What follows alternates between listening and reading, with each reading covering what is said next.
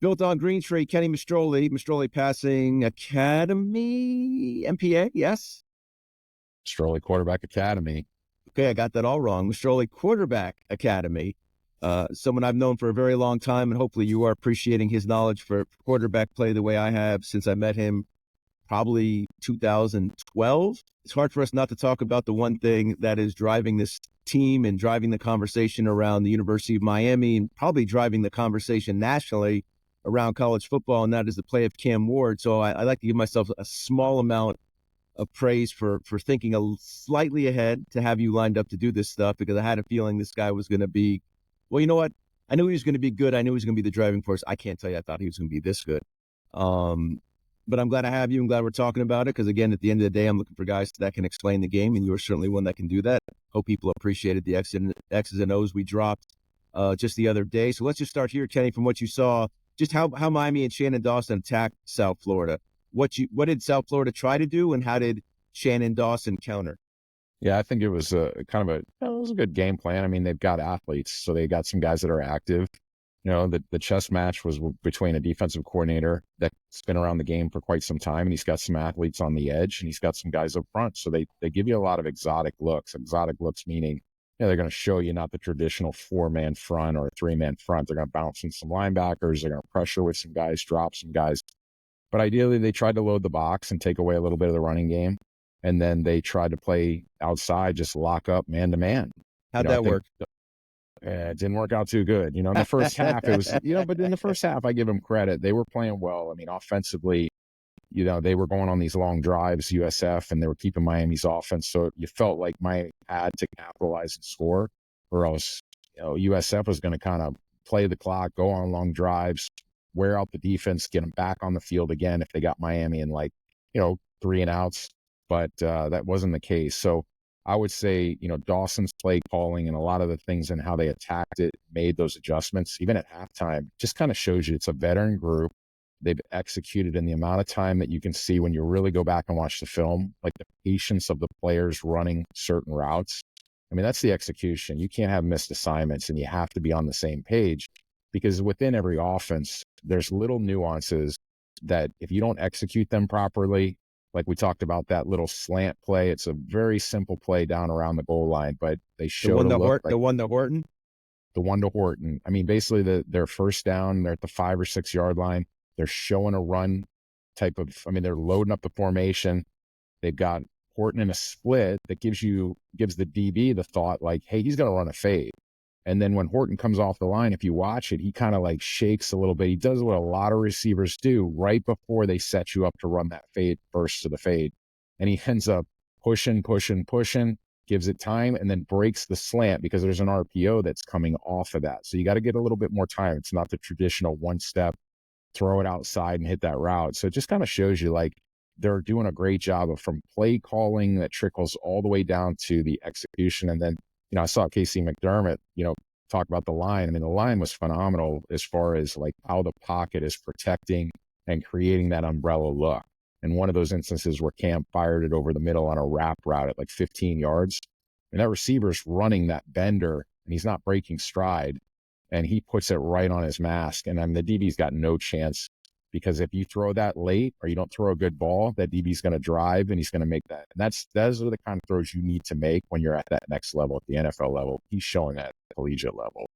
And then, of course, the protection, obviously, you and Casey and just about everyone has seen a very clean pocket. But on the few instances where maybe South Florida in this particular game got to Cam, they couldn't close, they couldn't finish. And he always had that sixth sense of being able to maneuver the pocket and still escape and make a play. Yeah, he does. And I keep bringing this up, but it's almost like he's like a point guard. This may be from his basketball background, kind of growing up, but he's got this Charlie Ward, if you remember from Florida State years ago.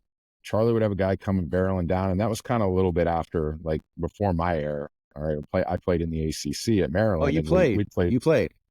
Actually, yeah, I played a little bit of football, right? So anyways, but Charlie Ward would roll. He would somebody be coming down on him and he'd just do this little subtle move, and it was so smooth, where other guys, it just looks like it's really tight or it's not effortless. Cam's just he feels the pressure and he just is able to make that avoid. Or a guy's coming down, he puts his foot in the ground and he just bursts, right? He knows when to, I mean, the guy is excellent in third down. When you need to get to the sticks and get that first down, it's just like he just knows how to get the ball to the right guys or when to escape and when to scramble. Couple different things. We were talking before we started this, but give me, if you can, and maybe you've already alluded to it, but you really notice how you feel that Cam and his receivers are on the same page. Like it's something you picked up on from watching not only this game but watching the other games. But what are you seeing that dictates that, or is a description of that really leads you to believe that they are really in tune with each other? Yeah, I think it's just if you go back and sometimes as a fan, go back and either watch the game or watch like the slow motion clips when they go back and replay it. Sometimes they give you the all 22 as a fan. You can see everything that's going on. If you understand, like the couple of throws that I can identify is that one, before half where he throws that hole shot outside of the receiver. So the receiver doesn't slow down, number one. Number two, the corner doesn't do a great job of putting hands on him. He slow plays and they're playing like a cover two.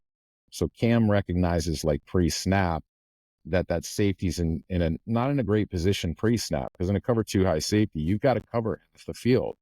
So he's kind of trying to play like they're going to roll coverage, and then he's trying to get back and cover that deep half. Well, Cam puts his foot in the ground. It's a right hat. He's on the right hash. Shows the arm strength. All right. He's not in the middle of the field. This isn't a boundary throw.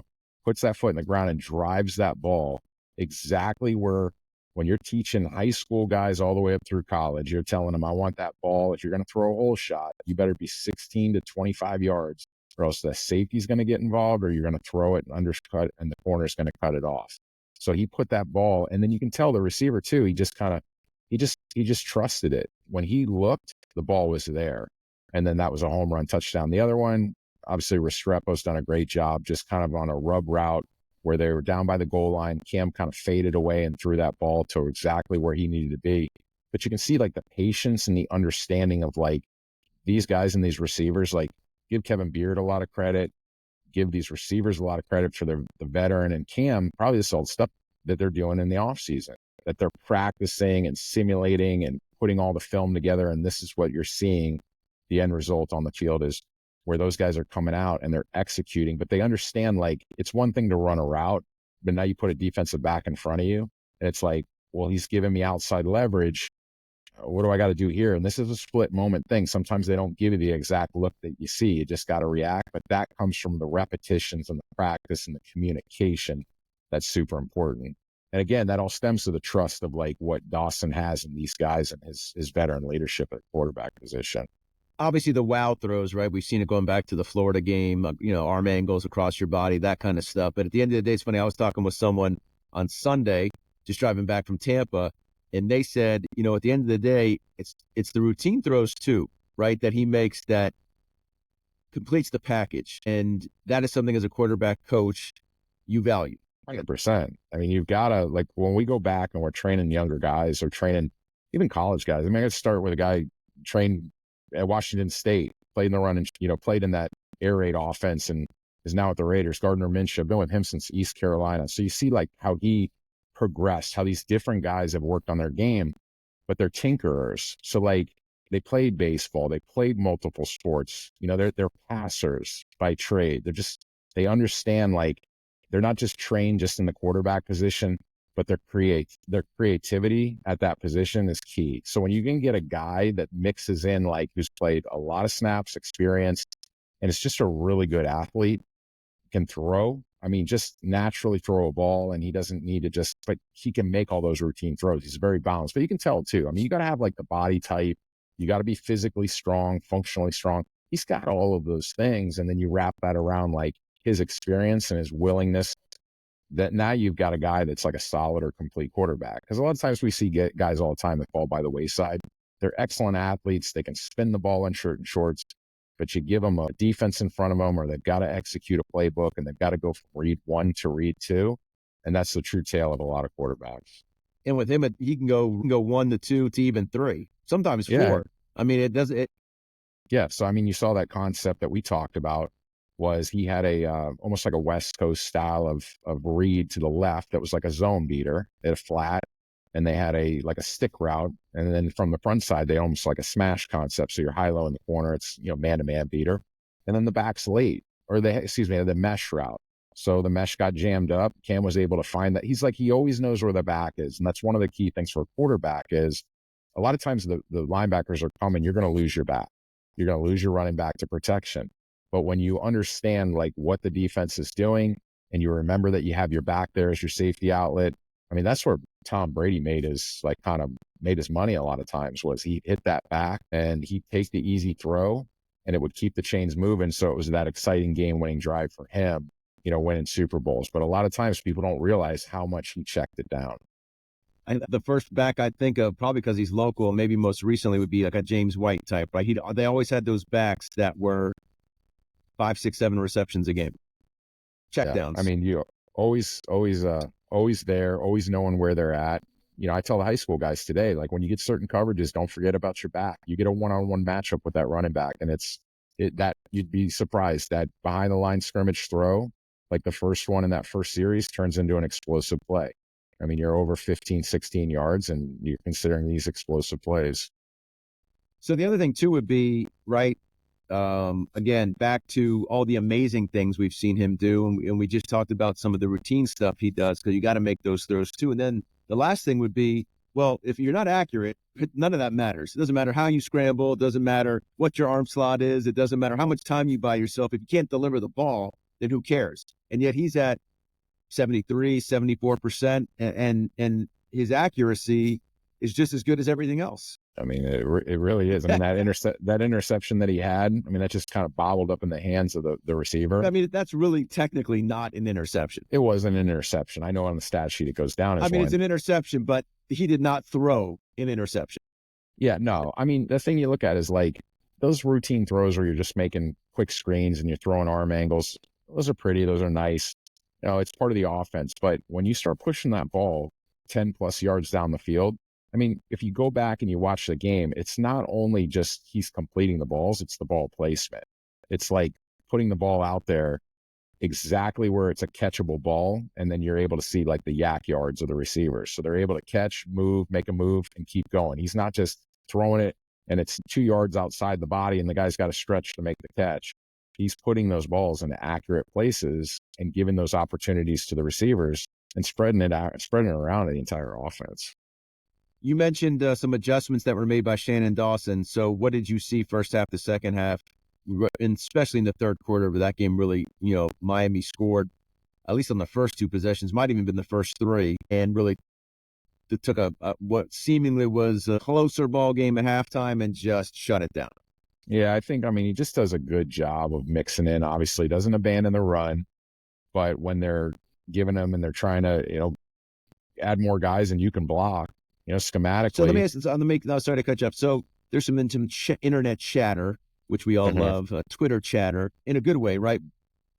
From this standpoint of like, I can't believe USF decided to go that route. Like USF decided to man up on the outside, and some disbelief. Although, Mike, we talked about this with Chad and Casey and Rod, is seemingly we've seen Florida. They played there were times when they attacked them zone coverage and he hit the holes, right? And found guys sitting down in certain areas, or when he scrambled and got out, was able to connect with them. We've seen we've seen Fam kind of played a cloud off coverage. He's beaten you almost every single way. I'm not sure there is a good way to defend him. We haven't seen one yet. Yeah, I don't think so. I mean, it's like they've got the guys. I mean, they've got good athletes, but the Miami's got a veteran line. So whenever you get protection like that, if you see there's no pushback, it's like they're establishing the line, first of all. So they're giving Cam time.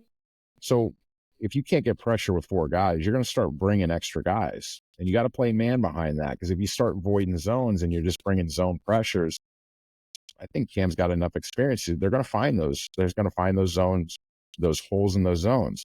So you try to match up with the guys that you have. And it's just like Miami was better. I mean, they were just all around better I'd say the schematics part of it was, both guys were going at it, but you just had better players. I mean, they were just executing at a higher level. So what are you going to do? Sit back in zone and let them just kind of pick you apart? You really can't do that. I mean, you kind of have your MO and what defensive coordinators are creatures of habit. They're not going to come out and do something they don't feel comfortable running. They're going to go based on what they've recruited for their scheme, and they're just going to attack and make minor adjustments from there. So, I mean, you just got to give Miami a lot of credit. They were hitting on all cylinders, especially that second half. This is going to sound, we'll end here, and I will take it a big pie in the face for if this is the utmost in stupidity. But if it is, just kind of hide your feelings. Alex Golish, before the game, in his press conference during the week, basically said, "Look, that's a guy that started 47 games. I'll take him at his number. I don't have that part memorized, but essentially, like, Miami has a guy who's got 4 years of starting experience, essentially. And as you watch him, how clear cut is the fact that he's got that many starts under his belt? And you could see it out on that field. I mean, it's just unbelievable how, like, he's been through so much, right? So he's been in a passing situation, and when you've thrown the ball 1,600 attempts, somewhere around there, I mean, that's a lot of football. You've seen a lot of things from those different levels. So playing at Washington State, those different schemes. So, like, you have answers to things, and I think that's the beauty of their offenses. They've added the run game. It's a big staple in the run game. I talked about this before, where, like, Mike Leach was a big thrower, right? Everything was throwing, a lot of throwing. Lincoln Riley came from that tree. Where he really took the next step was he added the running game into it, like really put a staple into the running game, some RPOs, some screen packages and things like that. But it's really just window dressing certain plays and formations. But you can see, like, the comfort level and strictly the execution. But USF's going to be a good team. I mean, they're gonna beat some people with the team that they have. It's just Miami just kind of outmanned them, and they've got a veteran group of guys that just were just a little bit better. And they showed it on Saturday. All right, Kenny Mastrole, go. I think I got to go teach do some Zoom tutorials with some high school kids. So go at it, work the chalkboard, and we'll talk to you next week. Sounds good. Looking forward to it.